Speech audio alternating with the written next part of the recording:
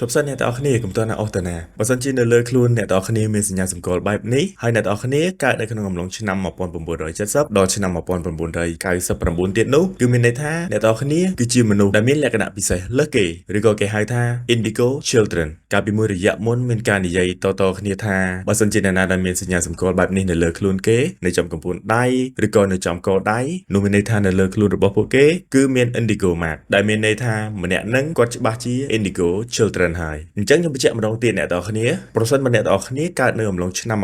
1970ដល់ឆ្នាំ1999គឺអ្នកទាំងអស់គ្នាអាចសាករមើលនៅលើខ្លួនប្រាណរបស់អ្នកទាំងអស់គ្នាឥឡូវនឹងបានថាតើមាន Indigo Mark នឹងអត់អូអ្នកទាំងអស់គ្នាប្រហែលជាឆ្ងល់ហើយថាតើ Indigo Children នឹងជាអ្វីបើសិនជាមានអ្នកណាធ្លាប់មើលរឿង Star Trek ត្រង់ឈុតឆាកដែលមានថាមពលដែលហោះមកពិភពក្រៅហើយចូលសន្ធិដ្ឋទៅលើខ្លួនមនុស្សត្រង់ហ្នឹងឯងអ្នកទាំងអស់គ្នាវាគឺជាវិញ្ញាណរបស់មនុស្សដែលត្រូវបានគេយកទៅអាប់ដេតហើយត្រូវបានគេបញ្ជូនឲ្យមកកកើតសាជាថ្មីអញ្ចឹងសម្រាប់អ្នកណាដែលគាត់ទទួលបានថាមពលហ្នឹងគឺគាត់ជាមនុស្សដែលមានការគិតលើសពីមនុស្សធម្មតាមាន IQ ខ្ពស់ចាំជាតិខ្លួនឯងបាននៅប្រទេសយើងក៏អាសាមានដែរហើយអ្នកខ្លះទៀតគាត់ចូលចិត្តប្រឆាំងជាមួយនឹងច្បាប់ដែលបានតាក់តែងឡើងដោយអ្នកប្រាជ្ញចំនួនមុនសម្រាប់អ្នកខ្លះទៀតគាត់គិតថាខ្លួនគាត់ហ្នឹងគឺជាមនុស្សដែលមកដើម្បីកែប្រែពិភពលោកមួយវិញទៀតក្នុងករណីបើសិនជាអ្នកណាដែលគាត់មានថាមពល Indigo លើសគេគឺគាត់ក៏អាចសង្គ្រោះអ្នកដទៃបានផងដែរហើយរឿងនេះអ្នកទាំងអស់គ្នាវាចាប់ផ្ដើមល្បីល្បាញខ្លាំងនៅទសវត្សរ៍ឆ្នាំ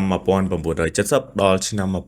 1980ដោយអ្នកចិត្តវិទ្យា2នាក់ទី1គាត់មានឈ្មោះថា Nancy and Ted ទី2ហ្នឹងគឺគាត់មានឈ្មោះថា Lee Carroll តែរឿងនេះវាគ្រាន់តែជារឿងល្បីតគ្នាឬក៏វាជាជំនឿតែប៉ុណ្ណោះអាចថាមានអ្នកខ្លះជឿអ្នកខ្លះក៏មិនជឿអញ្ចឹងទៅព្រោះអីមកទល់បច្ចុប្បន្ននេះមិនទាន់មានអ្នកវិទ្យាសាស្ត្រមួយណាដែលចេញមកបកស្រាយថារឿងហ្នឹងវាយ៉ាងម៉េចយ៉ាងម៉ាឲ្យប្រកាសទេ